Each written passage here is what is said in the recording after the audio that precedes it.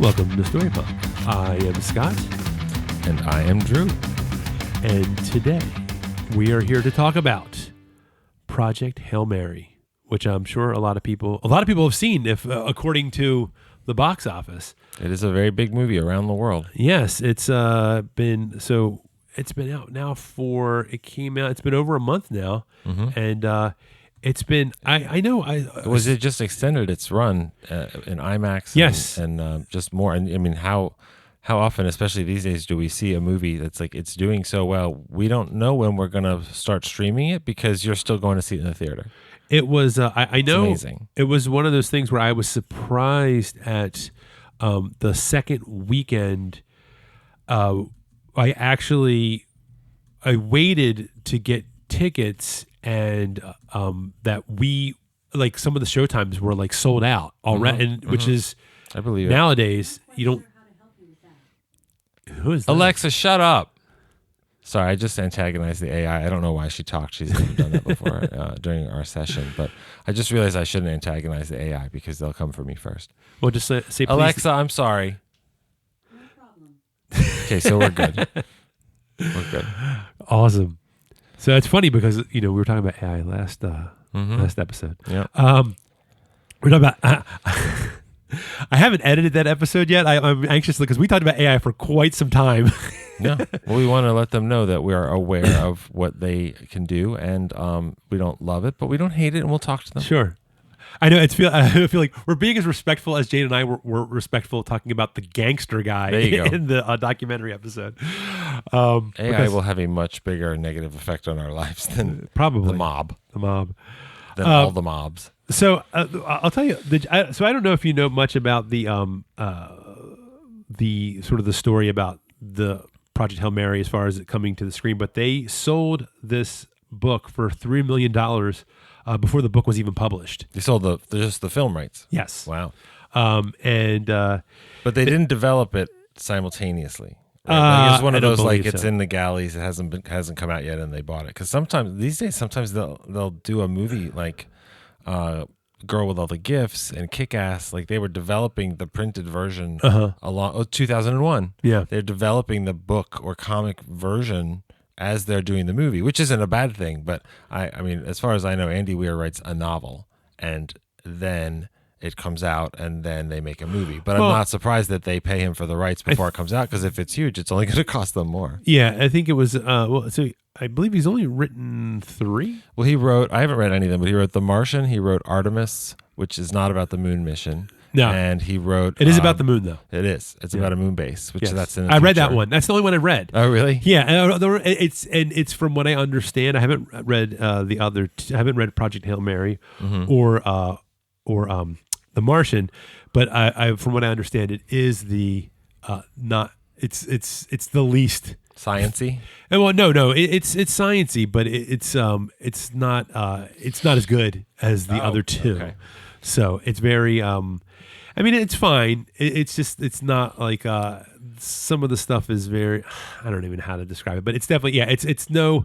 I mean, I've only seen the movie Project Hail Mary, and so I can tell you that if the movie Project Hail Mary is any indication of what the book is like, then Artemis does not hold up as a work of an impressive work, because I mean it's fine. It's just basically people live on a base in the moon, and there's some crime that goes on. That's like basically what happens. Sounds like a movie. It's called Outland. Yeah, a little bit about like a that. Crime in a base on the moon of Io, or something. Yes. I don't know. We'll talk about that. We'll talk about that. Yeah, no, I mean this. I know Andy Weir was also like on set involved. I think in an amicable way. Yeah. I remember when J.K. Rowling was selling the rights to Harry Potter, which obviously has done well and is about to restart as an HBO TV series with a whole season for each year of school. I remember there was all this stuff in the trades about what directors she's talking to and how they're going to do this, and it was blah blah blah. And of course, she talked to Steven Spielberg, and he was very interested.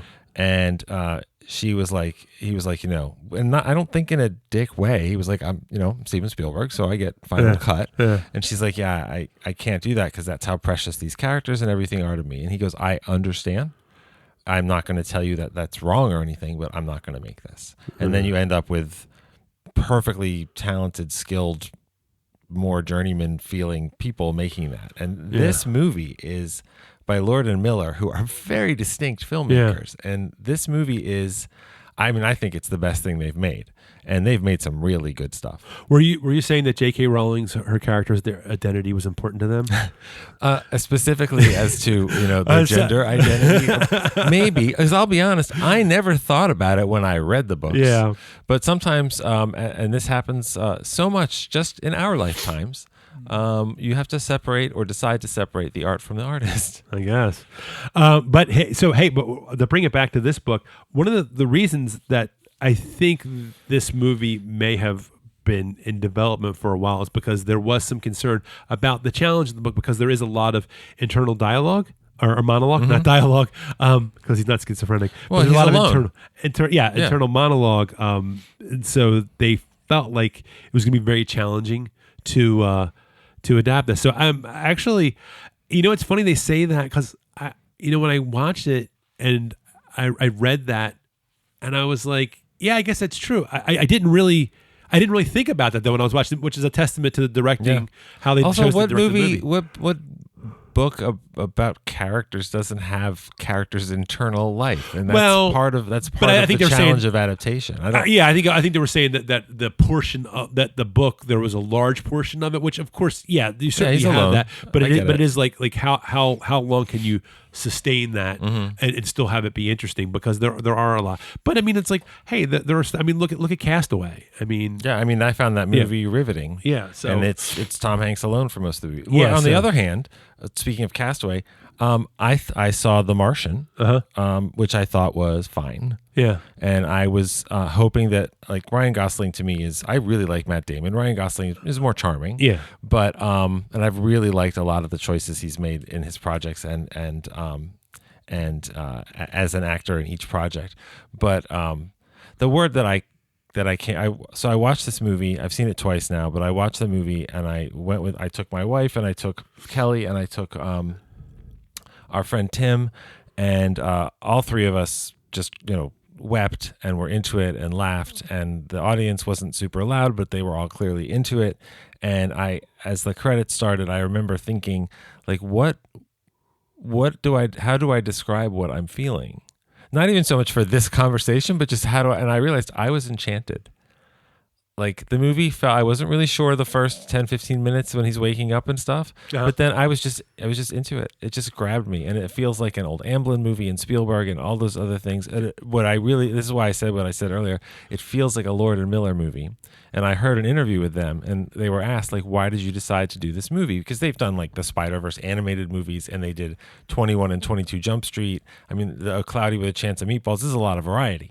Live action and animation and all that stuff. And they said, we wanted to make it because it looked really hard to make. So they wanted the challenge. Also, we want to make movies that give people hope. Yeah. And between that being needed these days and the movie coming out at the same time as Artemis 2, was just a lucky confluence. Sure, yeah. Because both of those things were exciting and energizing. And they were both also about people who, like, you don't really see this in public life as much. They're smart and they know how to do things, and when they talk, you want to hear what they have to say. And this movie just fired on all cylinders for me. So I was enchanted. Let's just back up just a tiny bit here, just to give people just an idea of the movie, just a little summary of the movie, and just a little background here. That the movie is about Ryan Gosling plays Ryland Grace as a science teacher, and he wakes up on a spaceship light years from home, and he has no recollection of how he got there, who he even is, and the story, the way it's sort of framed, is as his memory returns, he's figuring out the mission sort of as his memory is kind of coming back. That's sort of the framing of the story. So you're getting the backstory sort of in real time, like as he's remembering what's how this where he came from, or right. That's not where he came. But you I think you understand what I mean. I do. I do. This is so. As we were saying, it was directed by Phil Lord and Christopher Miller. The screenplays by Drew Goddard, who wrote. And I have to laugh. I mistyped on my notes. I put, he wrote the Martin. The Martin, The Martian. Oh. He also wrote Cabin in the Woods, Cloverfield, and he did some. He wrote some episodes of Lost, the TV show, and Netflix version of Daredevil. Mm-hmm. And this is based on, as we were saying, Andy Weir's novel of the same name, who also wrote The Martian and Artemis. Some of the thematic takeaways here that I think we see is quite clear is that making connections can like true honest connections can transcend all barriers. Like the willingness to attempt to connect when it's recognized and reciprocated, it can be a very special thing. And when we see that between, and not to jump ahead too much, but I mean, might as well get into it. When Ryland actually makes a contact with the alien that he ends up calling Rocky, it's a very honest and wholesome kind of thing. It's two life forms making a connection, and sort of with a common goal, because they're both this problem that has occurred is negatively affecting both Earth as well as Rocky's home planet. I forget what was his planet. I actually didn't put that in my notes. What was Arid. it? ERID. Yes. Arid. So, and also, I think sort of a secondary theme too is that having the courage to serve something larger than yourself, Which he doesn't have. Yeah, I know. I have. That's something I definitely want to talk about. It's fascinating. Yeah. Also, I mean the way that characters are introduced and the way that challenges are introduced, it does the thing which is very effective, where basically he's a middle school science teacher. So he's trying to teach a science lesson about all sorts of things that kids learn in middle school science, and all they want to do is talk about the story that's going to drive the movie. So he's going to explain to the class what it is, so we as the audience will also understand. But just the way he explains it, and the reluctance to want to scare kids, and the level of detail that he gives them and everything, when he has nothing to do with what might solve it, and he says really smart people are working on it, all that kind of stuff, it tells you so much about his character. Yeah. And when Sandra Hüller walks in to recruit him for the project, her demeanor in like 30 seconds tells you everything you need to know about her character, you think. And it's very well done, because it makes it very clear that Ryland Grace has a very small life, and that's okay. And that he's very smart, and he had an idea scientifically that was rejected by his peers, and by the way, isn't proven in the movie. So I thought that was interesting. It's not like he gets vindicated academically or something. If he came home, he'd be hailed for a lot of things, but not for that, because Rocky turns out also, based on he's very water. He's obviously very humble. Well, that's the thing. He was a dick about it, so he kind of got exiled from academia. Yeah, and now he's a middle school teacher. So he just thinks it's ridiculous that anybody would think he could do what they're asking him to do, because he thinks he's not able to do it. Yeah, I mean, he was definitely. It was a humbling situation that he found himself in, and I think he's kind of like, I guess I was wrong. Yeah. I have to say, as speaking as a lapsed Catholic, I did find it a bit cheeky that in a movie that has Hail Mary in the title, that the protagonist character, his last name was Grace. I thought, do you understand why? Are you familiar? Well, I'm not sure what you're getting at, so tell me what you were getting at. Okay, so there's the Catholic prayer, Hail Mary, full of grace. I thought that's a bit cheeky. It's so funny, and I didn't even catch that. That's funny. So my wife, Jane, she's like, is his name really Grace? And I was like, why? And then I went, oh God, Hail Mary, full of grace. That's funny. No, I mean, I didn't pick up on that. That's not a problem. I mean, I'll be honest. I think it's fine now, but when I heard the title of it, it's Project Hail Mary, which I don't think sounds like a great title, and it's from the guy that did The Martian. Different filmmakers, but same author of the book and same screenwriter. And it's Ryan Gosling. It started to feel like, and it's in space, and it's Ryan Gosling instead of Matt Damon. Yeah. And I don't think The Martian is a very compelling title, although it's descriptive. Project Hail Mary, clearly descriptive, but I didn't think that compelling. But it is. There's much more coming out of the movie. Like, I'm ready to get a PMH hat and a mission patch and all that kind of stuff. Like it serves the story, it serves the feel of it, all that kind of stuff. And I don't have a problem with his name. I just thought it's funny. It's a little The thing is, this is a movie that I think will, and I can say this having seen it twice, I think it will reward multiple views because there's a lot of really clever stuff going on in it, and a lot of little details, some of which I'll talk about later about the ending. And there's also, what it delivers emotionally. If you connect with it, I felt the same way both times, and I knew what was going to happen the second time. So. And I like the title. It's a project. It's fine. Hail Mary. It's a last ditch effort. And look, some of the hard things that movies do. I think titles are actually pretty hard because you can come up with a lot of titles that are fine, but to have a really good title, there's an art to it. But I think it's more important to have a good ending. And if you make me choose, the fine title of Project Hail Mary is a movie that has like an unbelievably satisfying ending. So let's, good choice to go with that.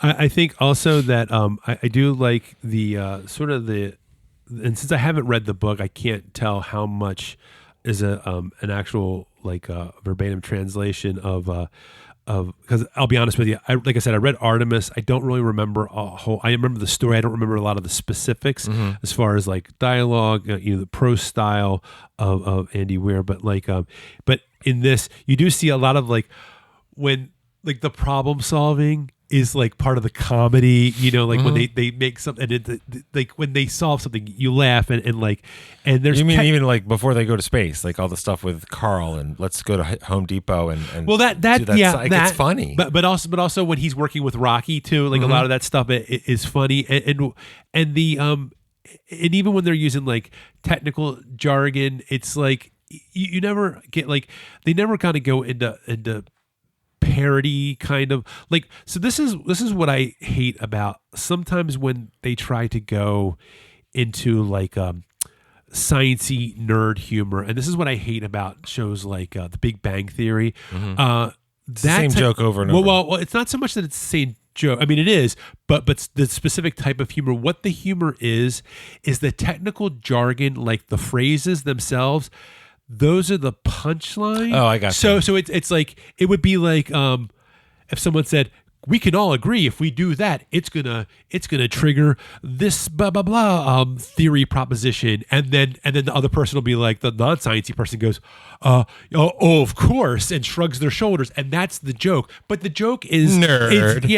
The joke is the jargon word, whereas in this it's the idea of the science or whatever, it's that because the Big Bang Theory, that's not clever. That's just I'm going to use a very complicated word, and that's funny because people don't understand it. Where this is and I'm trying to I thought I found it, and I thought I wrote an example of it. But there are things that they do in this when they figure things out, especially once Rocky and Ryland are figuring things out together. That you're and it's it's kind of it's kind of heartwarming and wholesome, and they come up with these solutions, and the comedy is things and this isn't even the sciencey part, but it's when he's trying to explain to Rocky what a honeymoon period is. He's oh, I've been married for, he's basically Rocky's explaining his mate been together for 100 he says I've been with my mate,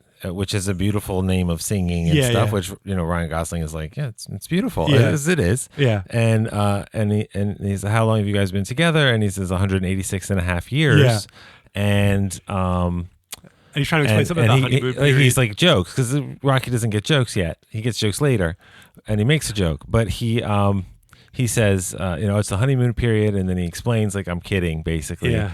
And it's the beginning, and it's short, and then Rocky just says, not long enough. Yeah. And all of a sudden it's really moving. It's really sweet, and the movie is full of stuff like that. So it doesn't get bogged down in jargon and stuff. I understand that the book basically the description I've read of the books, and this isn't a criticism of them, is the book is Andy Weir is a lot more science in the book, Yeah. which is fine. I mean, like The Hunt for Red October is one of my favorite thrillers.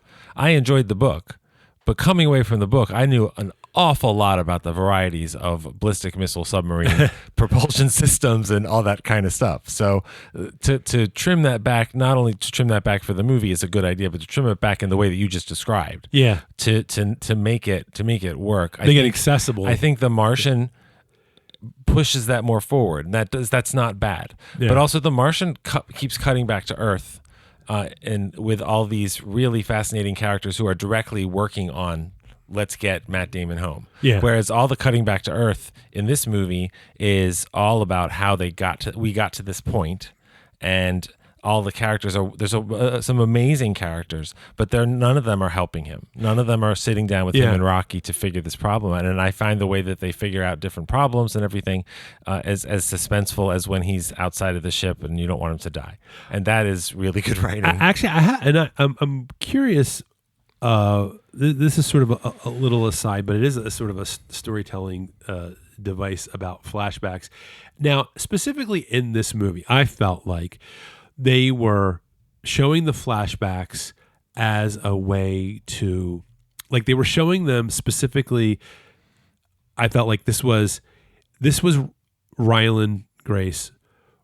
This was him starting to fill in the gaps. He doesn't remember anything in the beginning, and when you see this specific flashback that is in real time in the story, that is Ryland Grace remembering that specific chunk of his memory. Yes, that's how I thought. Okay, that's how I read it. But I have a question. Storytelling in general, whether it's book, TV show, movie, whenever I watch something where someone's having a flashback, unless it's explicitly stated that it's not possible or this whatever in the story, I always assume that, like I said, unless there's something in the story that tells me this is not what's happening, I just assume in my headcanon that it is the main person in that flashback. It is them recollecting. That's how I always consume that. And I don't know if that's normal, because I heard somebody say to me, they go, "Oh, you think that?" Like, I don't really even think of it like at all. But I always think that whenever I read that. So if I read it in a book or if I see it, like when I would watch the show Lost and they would show the flashback, I always thought in my head that the person's back on the island during the flashback, they're contemplating. No, I mean scene. it's specific in this.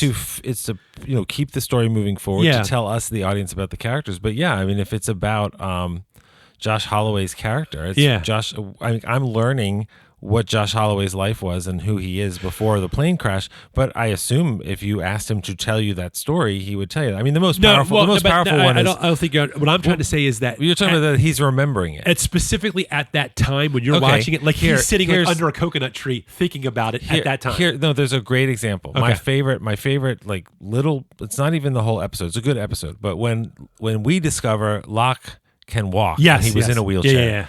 And he's on the beach wiggling his toes. Yeah. He's fucking remembering. He said, I can do anything. Yes. Like, we'd see him roll out in a wheelchair we didn't know he was in. Yeah. But he is like, then it cuts back to his face and he's like stunned, but there's also joy. Like nobody has to explain it. That's absolutely him remembering. And this is an interesting way to do it, because I don't know if they really say this in the movie. I understand that it's very clear in the book. We're jumping all over and lots of spoilers and everything, but basically he doesn't want to go. So you travel in a coma because it's such a long journey. So they put him in a coma and they put him on the ship and he'll be a hero. And also, I think explicitly in the book, they say we put him in a coma and we gave him drugs so he won't remember. And so he really is pulling himself together, and like you see him, it's like, I don't know my name, I don't know where I am, I don't know who these other crew members that are already dead are, all this kind of stuff, and he remembers a lot of himself, but it sort of moves from him remembering to more explicitly telling us what happened. But I think he realizes, I was a coward, I really didn't want to do this, I really didn't think I was up to this, at the moment that he realizes he's up to it. Because he gets told things in the memories, things like you just have to find someone to be brave for, and he realizes, I have that now. And I think it was very effective. Well, okay. So this is this when it, for me personally, and I don't know why this is, and I don't know if it's a consent thing or whatever, but I don't know. That part, it really bothers me that he said no, and they're like, "Well, we're going to do it anyway." It should. But what I'm saying though, it bothers me like fundamentally on a story level that he says that he's like, "No," and we're going to do it anyway. And I feel like, because here's the thing about it is that I don't know. I just wish that.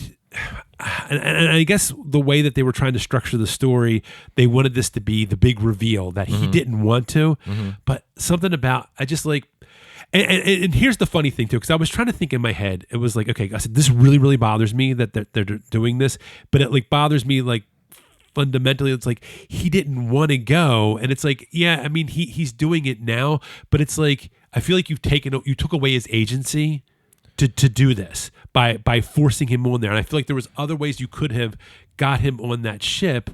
And it's weird. Like, I feel like there's other ways you could have done it. Still would have taken away his agency, but it wouldn't have bothered me as much. And I don't know why. I don't know what's going on in my head. And so I'll freely admit that. Like, and I know, and this is just a very broad stroke. So I'm not saying this is a good way of doing this, but like, if he would have been on the ship, something would have happened and he would have had to stay on the ship. And so it's still the same idea. He's lost his, he didn't make the decision to go on there, but if he would have been on there and he would have had to have stayed on the ship, and it would have been the same thing, that wouldn't have bothered me. But the fact that they drugged him when he's like, no, and they're chasing him, I'm like, I don't know, man. It just really, really bothered me. Not enough to make me say I like the movie. I like everything about it, but it just really bothered me. Like, well, here I have an answer for that. Sure, because I think that's it's not a question. I'm not. No. I mean, I can tell you. answer. Why I don't have that reaction to it. While I completely understand your reaction to it, and that is a very disturbing thing. And Sandra Hüller is the one who says, basically, I'm going to do this to you, and she doesn't look happy about it. But she's also been established as the character who makes the hard choices. That's apparently a lot more of that in the book as well. Like, they nuke Antarctica to try to raise the sea level to make the planet, like, they're trying to save Earth from cooling by making more global warming. Like, there's a lot of climate stuff more explicitly in the book and stuff. So here's the thing. We talk about themes on the show and what drives stories and stuff. This movie has a lot of stuff going on in amazing ways that really resonate with me personally. And one of the things is that I see right from that sequence, I think a lot of this movie is about finding your place in the right community. And some of it's finding your place literally in the universe. So it's about making the decisions that point you towards that community, even if you're like this guy who basically is sort of resigned to being alone. At one point, he mentions he had a girlfriend and she left him for Mark, and now Rocky hates Mark. Yeah, right. But there's no backstory. There was an earlier cut that was about 20 minutes longer that was shown to some people, because these guys test their movies a lot. They want to see what an audience does. There was the first cut, I think, was almost 4 hours long. Right, yeah. And apparently there's a scene really early on where he gets dumped by someone, and that was cut out. Okay, so if you look at the larger picture of the movie, this guy saved 2 whole planets of people, of lives. Excuse me. One of them is not humans, and he had to be forced on that mission. And when they did that, he was told, "I'll give you 3." He said no at the table, because all the other scientists die in an accident, and they're like, "You're the only one who can do this." And Sandra Hüller says, "I believe that you can do this." And I truly believe when she says that, she's not shining him on. She really does think he can do it. But he declined politely, and they drugged him into a coma, an amnesiac coma, and they sent him on his way. Now, at the end of the movie, when the movie really went for it, and I just completely fell in love with it, he's on Rocky's planet. He lives on Rocky's planet. And he's walking on the beach that they made for him, because humans can't survive there. So he's in a life that he really deserves for the actions he's taken. And I think if he returned to Earth, like I said, he'd be a hero, right? So he seems really content with it. And he's walking with his friend Rocky, and we are at that point obviously know everything that they've been through together. And Rocky saved his planet too, and his friend tells him, "Our scientists have prepared your ship; it can go home." And then he looks kind of sad. And he says, "Can I think about it?" And Rocky says, "Sorry.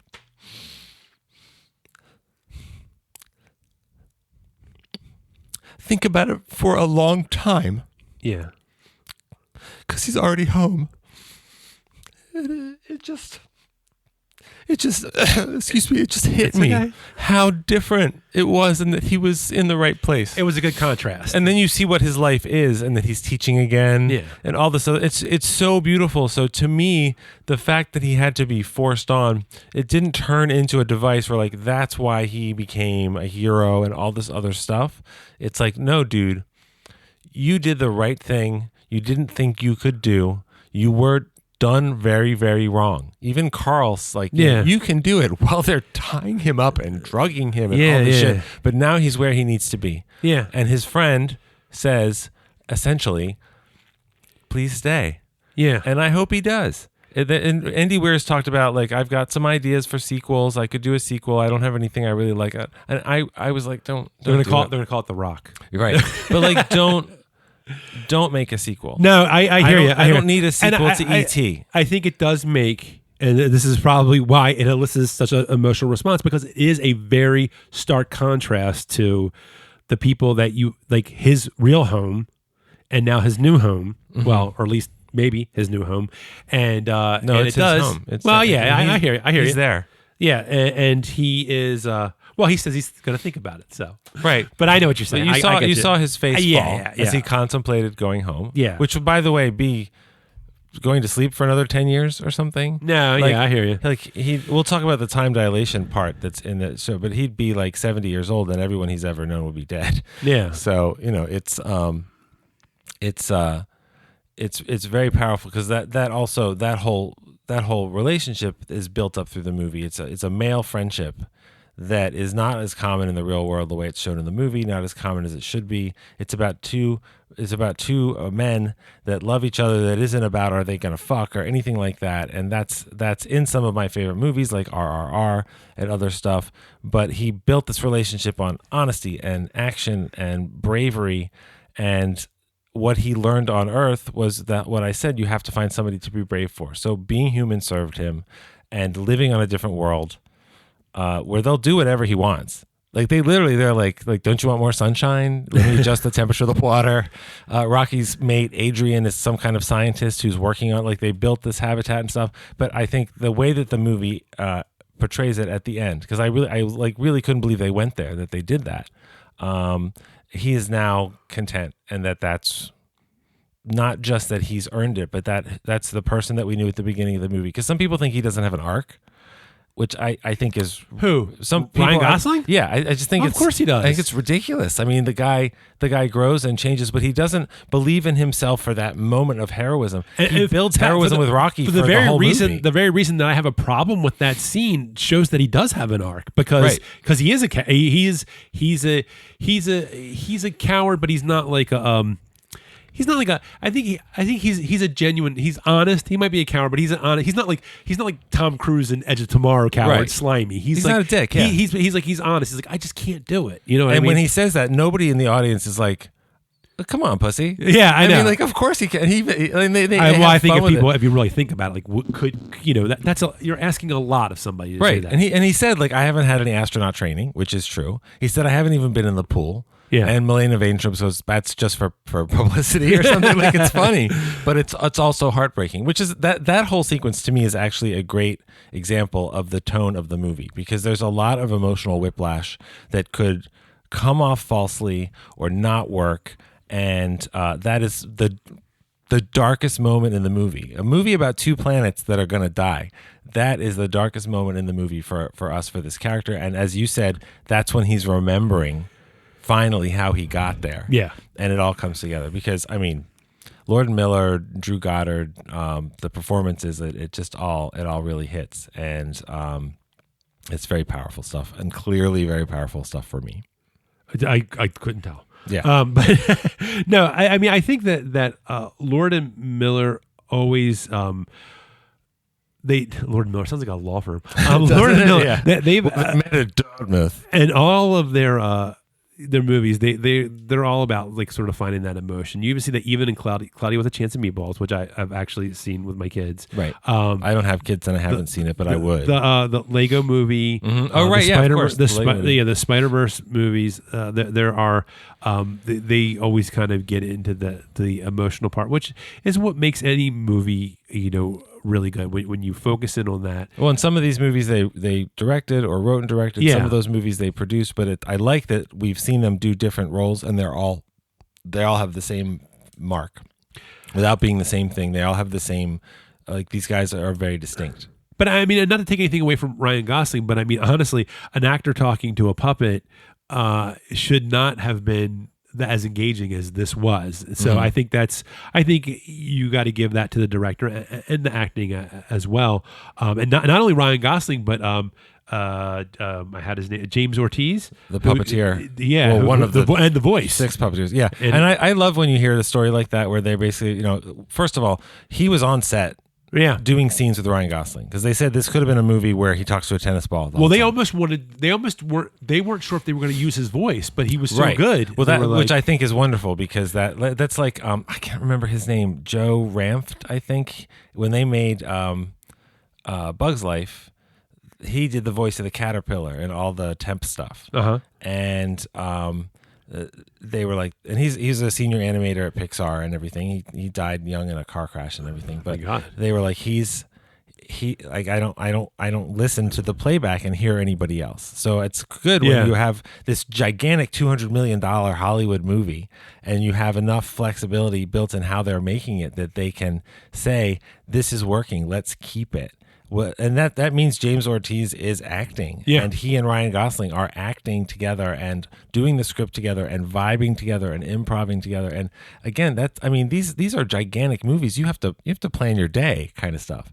And there are very few people who get to show up on set and say, I'm not sure what I'm going to do today.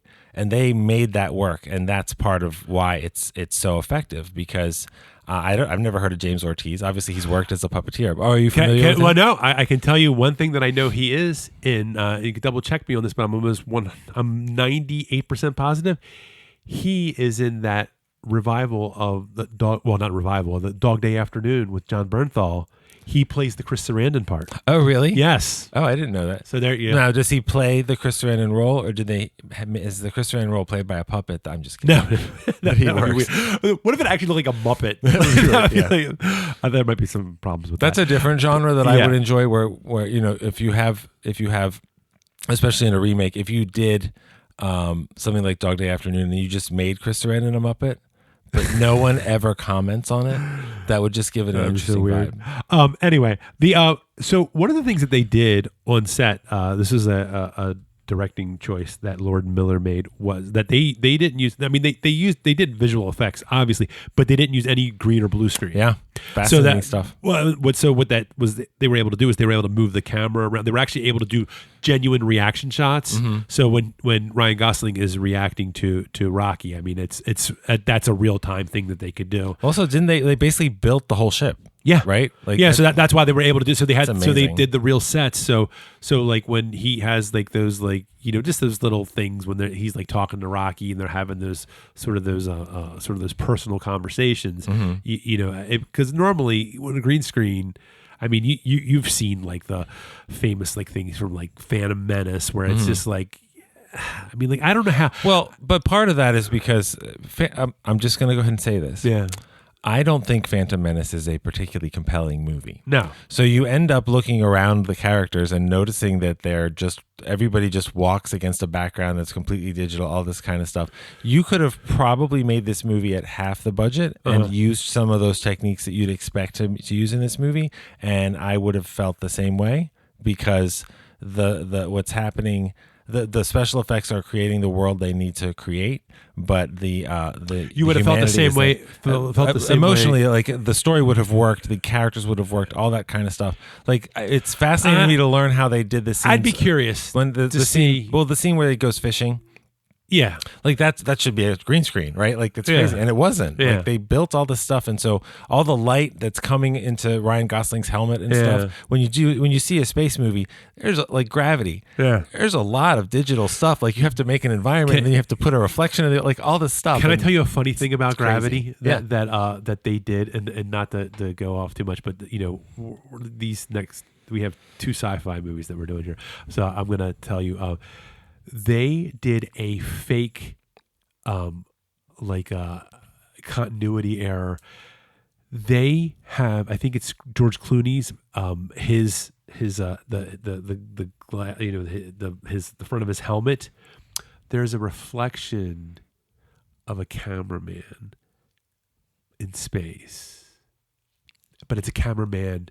But it's a reflection of a cameraman in a spacesuit. Oh, really? Like he's actually in space. I love that it's movie. fake. I never knew it's that. fake. That's funny. It's like a fake cameraman done up in a spacesuit. Like That's he's actually funny. in space. That's a really good Easter egg. Yeah. I have to go find it. If I find, I'm sure we can probably find it on YouTube. But anyway, Now, see, that's Alfonso Cuarón, Yeah. who directed the third, and I would argue the best Harry Potter movie. Yeah. Because when you get people who are that level of skill and vision, it makes its own thing. So yeah, I think a good Easter egg like that is a lot of fun, and that's why I said I'm sure there's a lot of stuff in this movie that I'm not familiar with because I haven't read the book or whatever. So the cinematographer on this one was Greg Fraser. That's a big name. Yes, he won the Oscar for Dune, the first Dune movie. He also did the most recent Batman. He did Rogue One, and he did Zero Dark 30. I've heard of those. He said this, and for now, that's an impressive, and that's not all the movies he did, but that's an impressive grouping of movies. He said this is one of the most challenging films he's ever done by far, and I mean that's impressive to hear. Well, that. also, I would hope that he would say that it was because this is the vibe I got from I don't usually watch that much behind the scenes stuff before we talk. Yeah, that's really more something that you kind of dig into. I am always interested in how they made things, but there's stuff in the movie, and I heard things like they didn't use any green screen, so I really wanted to know how they did it. That's the moment when Ryan Gosling is having a moment, and everything turns to the infrared and stuff. And that they took the infrared filters off movie cameras and shot him in a glass box and all that kind of there's digital stuff. There's digital effects and everything, but that's really the real light. Are you talking about his helmet. Rocky's perspective looking at him? No. When he's standing outside the ship and he's got that device before they do the collection and everything. Okay. And the whole image for us and him turns red because he switches the filter that he's looking through. Okay. And the way they shot it was they took movie camera, like a couple of ARRI 65 millimeter cameras. And I was going to say the name of the camera, but she'll respond if I say it. God, yes. Yeah, I was just funny. I was looking at my notes because that's actually what they used. They used the ALEXA A65. But they took the infrared filters off, which is a very clever and simple way to do that kind of thing. But I don't know. I mean, you talk about behind the scenes stuff, like the all time. It's got to be the all time behind the scenes. This is how we made the movies kind of thing. Is the appendices on the Lord of the Rings trilogy. And one of the things I so like about that is that everyone they talk to is really into it and really proud of it and really excited to be part of it, which is the opposite of watching all the behind the scenes stuff for The Phantom Menace, where everybody looks sad. Yeah. And also The Hobbit, where everybody looks exhausted. Yeah. But this movie, all the behind the scenes stuff, you feel like everybody's like, this is really special. This is really exciting. And I think that sort of thing comes through in the movie. And you could tell it was very, I think it was sort of this a collaborative spirit and sort of we're going to do whatever it takes to get done. Do you know that Greg Fraser used to get, because they wanted to have he said that when they were initially looking at some of the footage of, Rocky's, the interiors of his half of the tunnel and the little, they wanted to have that rain. They wanted to have sort of a rainbow effect of the prisms. So he bought a rainbow filter from Amazon that was $8, and that's what they used, and it gave it that sort of that weird kind of it's just an endlessly creative business. And and they also he put that onto that particular camera, so it's the word Alex with an A, 65. We don't want to say this. We're trying not to set off the the machine in The one who spoke earlier, unbidden. Yes, Which I hope you'll leave in the episode. It makes the flares. So that filter combined with that particular camera, it made the flares go vertical instead of horizontal. To give a certain sense of space that they wanted to create. Also, the visual palette, they say that a lot of, and this is, the movie Gravity is a good example of this. They tend to use a lot of blues in space, and they specifically wanted to go for that warmer, like orange tones. And there's a lot of that in this movie, especially the interiors are all like, you go orange almost into that like auburn, like, and then almost into the browns once you get into the Rockies. And that was a specific thing that they wanted to do. And I think we were talking about this earlier, that his visual references were the 70s, 80s. You like E.T., and I know that's one of the movies they talked about. And so that's probably no surprise that you like this movie. That's one of the things they were going. And I didn't know that going in. Yeah. I wish that when the movie first came out, none of the marketing, as far as I understand, said he meets an alien. Yeah. So I knew, I didn't know what the story was or anything like that. I knew there was an alien that was like made of rock. Yeah. And I think I heard his name was Rocky. And if I didn't know that scene where Ryan Gosling's like, what is this blip? What's going on? And then this ship appears, and it's clearly an alien ship. And he's like, I don't know what's happening, face kind of thing. Yeah. I'm sorry I didn't get to experience that, but I don't mind that after the movie was out and a hit, they realized like, Rocky needs to be part of this. The initial trailers did show that. People were pissed off. People that read the book, they're like, "Oh my god, that's like the big apparently that's a big surprise in the book." I mean, so I people would were imagine. pissed off because you don't know you're watching an alien movie. You're watching a Save the World in Space movie. You're watching Interstellar. You don't know you're watching aliens. Yeah, because that was one of the things they said. So some of the other movies they were referencing was, I think, like the old version of Solaris, not the George Clooney one, but there was the original Tarkovsky, one. sure, and Alien, especially that planet. 2001. The Tau Ceti 4, whatever, where they discover the thing that eats the astrophage, the Tau amoeba, that it does not look like a blue planet or a rock planet or any of that kind of stuff. They took the digital film, they transferred it to actual film stock, and then redigitized it to give it that warm feeling. Also, I love it. They did some of the. I feel like I'm probably getting a little too specific here, but just the way that they did some of the IMAX stuff, where they definitely changed from when he was the aspect ratios for the space set pieces and then the flashback. So like, I feel like if I could get really specific. Just know they changed the aspect ratios. They give you different feelings from when he's actually in space versus the flashback. Is that, and that's not just because the square ones were IMAX. Like that was a creative decision. Yes, yeah, they were definitely doing that. I didn't know that either. The editor of this, the guy who edited this was so he was the one that he had the impossible job of taking. Let's see, the original cut was 3 hours and 45 minutes. But this guy, Joel Negron, he had done previously Thor Ragnarok, The Nice Guys, and Cocaine Bear. There's quite a range of different movies. That is a movie that I thought was a lot better than it got credit for. It was Jane and I watched that. That's one of those movies. It's like, hey, you don't have anything else to do on a Saturday night. You're stuck in the house. Well, I mean, the real story of Cocaine Bear is really sad and horrible. Yeah. And they made a really silly, fun, ridiculous movie out of it. When we saw it in the theater and had a good time. So yeah, it starred Han Solo. So. Oh yeah, that's right. I was trying to think. I was like, Alden. Yeah. Another underrated actor. Yeah, and also I think it was Ray Liotta's last movie, I believe. I want to say yes, but he was one of those guys. He worked a lot, so he died, and then he had 7 more movies. Yeah, come that's out, true. so. That's true. But the movie made. I mean, it was amazing. It made $80 million its opening weekend in March. I mean, that's a big deal. Well, also, I mean, I'll be shocked. I don't know what else is coming out this year, but I will be shocked if this is not in the awards talk at the end of I the mean, year. definitely- and a lot of different stuff. Definitely and technical. That's Sinners came out. In around this February time, or yeah. March or something. I think it was like beginning of April, maybe. It was early. It was definitely early. Did you know that they did this thing? And I actually wanted to do this, and I never got a chance to get back to the theater to this.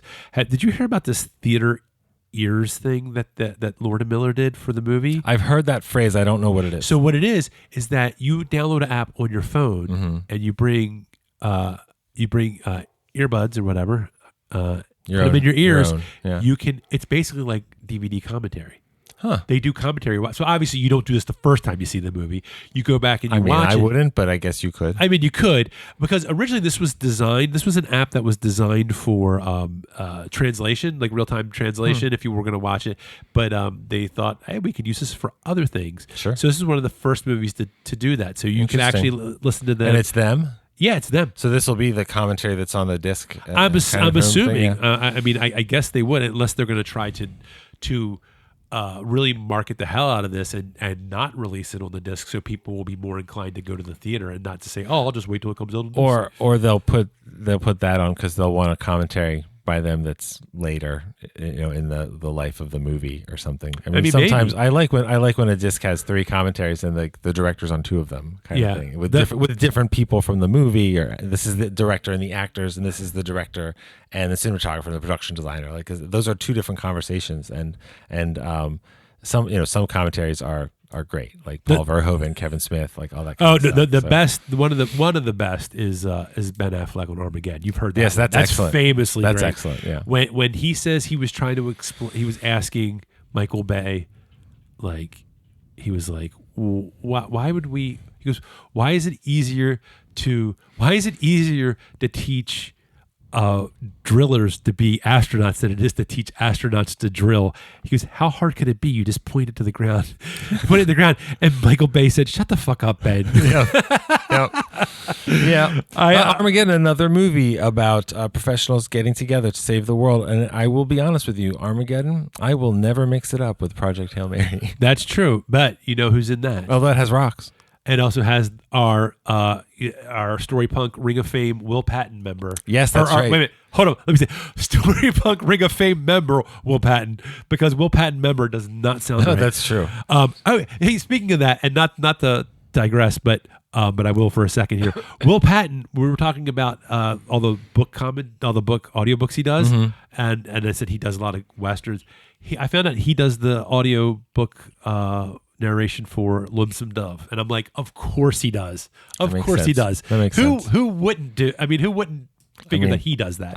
I would enjoy him reading past for sure. But we'll see if we can get him to do the audiobook for Project Hail Mary. There you go. I'm sure it's probably already done. Oh, you know who did the audiobook for Artemis? Rosario Dawson. Just really? A little fun fact. So she's good at that too. She is good at that. I do think it is worth mentioning that at our particular moment in time right now, you were talking about the Artemis, the Artemis 2 moon mission. Yes, the Artemis 2 moon mission, but from last month. From the first day of this month. But the coming together, I think it's significant to mention that it is.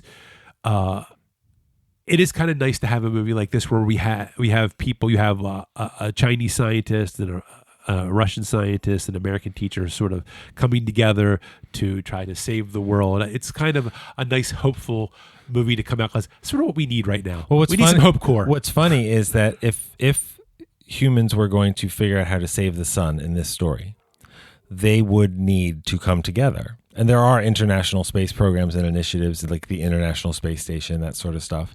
But maybe the least credible part of the movie is that we would be able to come together and pull it off. I hear what you're saying. I hope that's not true. Contact does the same thing. I mean, in Contact, terrorists destroy the device that they built from the aliens, and it turns out there's another one that was being built in Japan or something because the world was cooperating. Yeah. And I mean, that's the, like, what does that turn into? That turns into the United Federation of Planets, like Yeah. that's Star Trek. Yeah. Like we're just, and it includes aliens that we meet Yeah. and stuff. Hopefully. Like if Earth and Eris begin an interstellar cooperation. I mean, you could have told me this story is about 4 different alien races showing up trying to solve the same problem. I would say in this world, I would believe it. Yeah. Because for us, we didn't know, and there are definitely implies that, not in the movie at all, but the idea implies that there is life on other planets that cannot do this. Yeah. So are they all dead? Because I mean- I didn't get the impression that we went around seeding all the planets that stars were dying. Because they showed us in the beginning of the movie how far this infection has spread.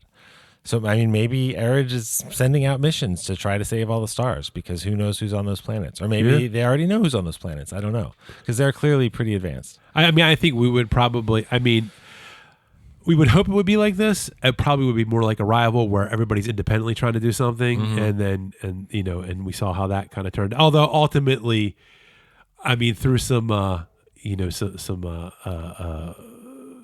Did I cry? Did I cry in our episode on that? Because I'm shocked. No. That's another good. I'm a big movie crier, so if we want to do a very special episode where I just cry on movies, I'm willing to. We'll do a supercut. Yeah, I'm willing to do but that. no, I think that was I'm hoping maybe we'll get there at one point, but who knows. Well, but we're not moving in that direction right now. I know we're not moving in the direction right now, but come on, man. Although some of the, Have some I hope. think some there's a lot of new, I think, cooperation, alliances, and conversations coming together around opposing us. So maybe that will be nice for the rest of the world. Great. I don't know. I can tell you who's some. I think there's a dog outside opposing something right now. Could be. I'm sure it's Princess Hazy. Yeah. So, did you have anything else to add to Well, this? a couple of things. Yes. There was something that I didn't like in the movie, Yes. but I didn't care that I didn't like it, and that's Amish. what?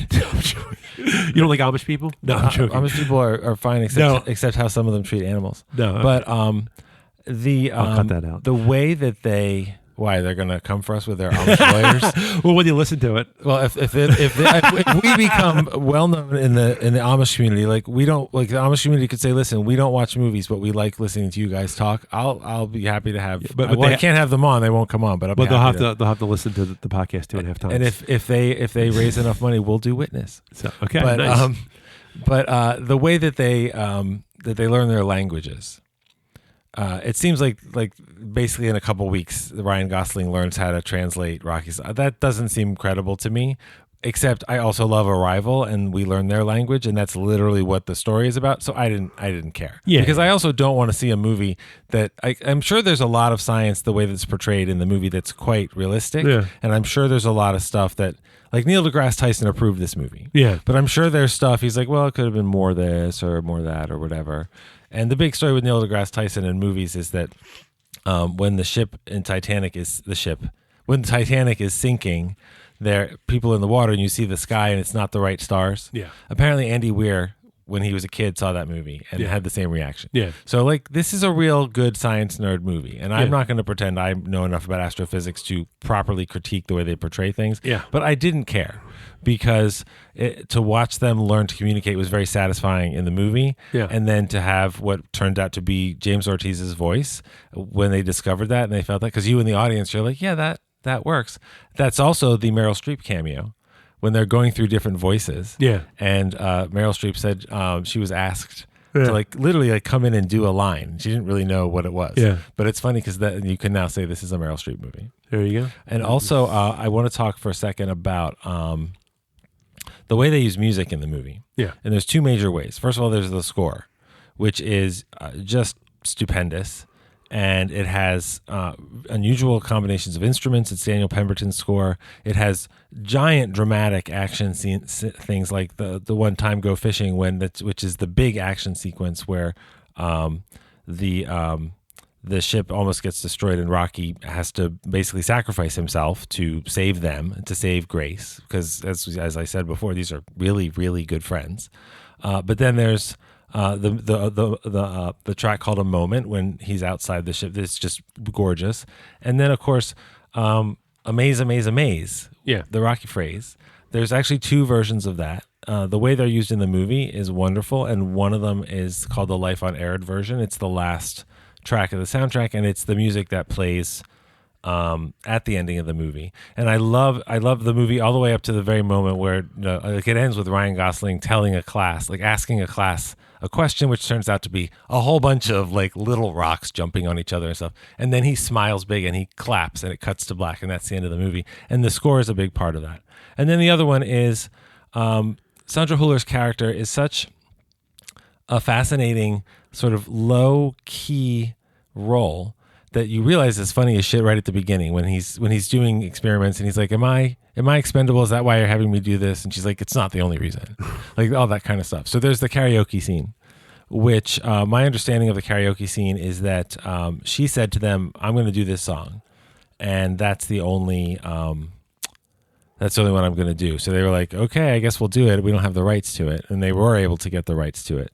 But the way that they shot that is they knew, the actors knew we were shooting a scene with a karaoke thing. But Sandra Hüller got up and just started singing. So they shot all the reactions first. Yeah. So all the reactions of all the actors just being like really surprised that she sounds like that she's doing this at all, everything is genuine human emotion, because that's really well done, and that scene is beautiful. And there's an implication that in that scene and in the conversation before that maybe Ryan Gosling and Sandra Hüller could have a thing together. They don't do that. That's really good. I think that's great. And then the other thing in the movie is that will keep rewarding viewing is there's lots of little things that aren't explained, like Sandra Hüller's character when Grace decides to go save Rocky, and he sends everything he's learned home in the little probes called Beetles that are all named after the Beatles, which is adorable. It cuts finally back to Earth in real time, essentially, instead of a flashback. And Sandra Hüller is on a ship, and she's listening to his reports and knows that he's succeeded. And I think there's an implication. She's like, I knew he could do it. So she's proud of him, which is very sweet. But she's much older, because the way that time dilation works and Einstein's theory of special relativity, they portray it in the movie without ever explaining it. And also, and again, they show more of this stuff in the book. She has did you notice her tattoo in that last sequence? Yeah, I do remember. I don't remember. Well, exactly what it was. It's a Roman numeral 5. It's a V with a line through it, which that means she was in prison in France for life. Because the implication, if you recognize it, is because she did terrible, terrible things. So what I read that is either she did terrible, terrible things and she broke out of prison to try and save the Earth, or she did terrible, terrible things and then the Beatles arrived and they realized, she was right, we can do this. So maybe they let her continue her mission. That means a whole world of stories of all these characters after the flashbacks, after they drug him and put him on a ship, the world continued, and it's not the world that he's in anymore, but it still exists. So you get to leave knowing that Earth made it, knowing the individual characters we care about made it. And that makes it just very, very, very satisfying. And there's so many little details in the movie that are satisfying like that. Like during the karaoke scene, I love the way it's edited, because at one point while she's singing and everyone in the room is wrapped and it isn't taking their drink and they're all staring, and before they start clapping and stuff, I think it cuts to 2 guys out in the hall who are like Marines or something. They're in uniforms and they're watching and listening also. So the whole thing it's such a gigantic movie that could be really sterile and whatever, and it's so human and it's so good. And I'm surprised I only cried one time in this conversation, because it really, really, really got me. And there have been so many good movies in the past year that have come out. I'm really excited, and they're either they're adaptations this isn't going to be 10 movies, or they're original movies like Sinners, and that means that there are people who are still making movies that are good movies. And the maybe most important thing right now about this movie is that it's a hit. Yeah. Because that means it's resonating with everybody. Like, you could take your kids, you could take your grandma, you could go on a date. It doesn't matter. Like, this movie really... I couldn't go on a date. Well, okay. But, no, so you could take your wife on a date. Yeah, and go see the movie. we actually... That's what there we you did. go. Yeah. So, I mean, it's a movie that appeals to everybody without deliberately trying... What are they, a 4-quadrant movie? Like, it's not about, like, how do we market this and all this kind of stuff, even though they pulled all that stuff off too. So the last thing I'll say is the movie apparently only really exists because of Ryan Gosling, because he's also a producer of the movie. Okay. And I think he's a really interesting and exciting actor that, as I said, makes a lot of interesting choices. But the fact that someone like him is producing movies and that they don't always hit, but there's such a variety. Like I had a blast with The Fall Guy, and I think he's got a future. Well, it's not just that kid's going somewhere. I think it's good that there are people like him and Lord and Miller and the people that they pull together and the choices that they make in these movies. It's more than the legacy of Steven Spielberg kind of thing. But there are people who are distinct, who are being given the opportunity to make these movies. And they'll only keep getting that opportunity if these movies make money. And this one is huge. Sure. And it could end up with Oscars and all that other stuff. But I just think it's very exciting. Yeah, I mean, I agree. I think this was a definitely a movie that is worth your time to go see. And it's just good. Yeah. It's good in all the right ways a movie can be good. And please make more. Sure. Not of this story. No, but yeah. But please make more like these. Oh, you mean like Hollywood, like making just variations of the same movies? Well, I don't understand what you're talking about. Also, I mean, I'm a sucker for space movies. So I basically was in heaven for weeks before I saw the movie because of Artemis. So like you said, it all lined up really nicely. Yeah, well, I think that's it. If you don't have anything else to add, then I guess we can call it a wrap. I'm not cried out, but I think we're good. Okay. Well, you can go in the bathroom and do that. No, but it's okay for men to express emotion, especially of course in front it is. of each other. Of course, I'm just it saying is. to the audience, it's Yeah. fine. I mean, I turned my back while he was crying. He did. I turned my back and said shame. No, Yeah. I did not. But anyway, so that's a wrap on Project Hail Mary, and we'll be back next week. We'll be talking about Outland. But why did I say it like that? That was very interesting. That was very. I don't even know what that was. It's like you're Australian and you're falling asleep. Outland. No. It's the Sean Connery, the well-known Australian actor. Yes, so that must be why you did that. No, Outland, starring Sean Connery from Directed by Peter Hyams. Yes, that was from 1981. It's a Wow. different kind of sci-fi movie. But it's a space movie. It is. So we'll be talking about that. And it's funny, you were talking about how good you felt watching this movie, but we have some movies coming up down the road where you can watch movies where the protagonists are assholes, like Marty Supreme. And There you go. I haven't seen Wonder Boys yet, but from what I understand, protagonist in that movie, not the most upstanding person, maybe. I don't know. That's Complicated? That's a great example of someone who makes choices that you're like, that's not cool. Yeah. Okay. But he's also not only those choices. So I'm anxious to see that. Yeah. So That's one of my favorite movies that doesn't get enough attention. those will be coming up down the road as well. So with that, I'll let you know that you'll be able to. You can find this podcast obviously on all your favorite podcast platforms, and you can also check us out directly on StoryPunk.com. We're on Instagram at StoryPunkPod, and you can also check out our Facebook Facebook page for updates. Do you think Outland will be featured on our Facebook page? Outland. No. Okay, Bruce. That's my the Margot Robbie impression. No. Take the long wire in. No. I'm Barbie. Anyway, so Now that you might need to cut out. maybe. So I don't want to hear from the Australian consulate. Like, haven't you Americans done enough? I know, really, we have. It's been a rough 10 years. Then they'll be like, oh, wait, you're the guy that can't stop mentioning Fury Road in almost every episode. So we'll let it go. That's true. I mean, not like the Australians don't have their issues, but anyway. If you would want to see us talk about movies and very much smaller portions, you can check us out on Letterboxd. I am Storypunk Scott, and Drew is also on Letterboxd. I am Solid Gould. And with that, and all business movie. Wow, I don't know where I was going with that. Scott, are you okay? I think I'm okay. I'm okay. I need to go talk. If we need to knock you out and put you in a coma and send you into space so you feel better, Against my will? yeah, we can do it. Anyway, so with that, I will just leave you with, please remember that story matters.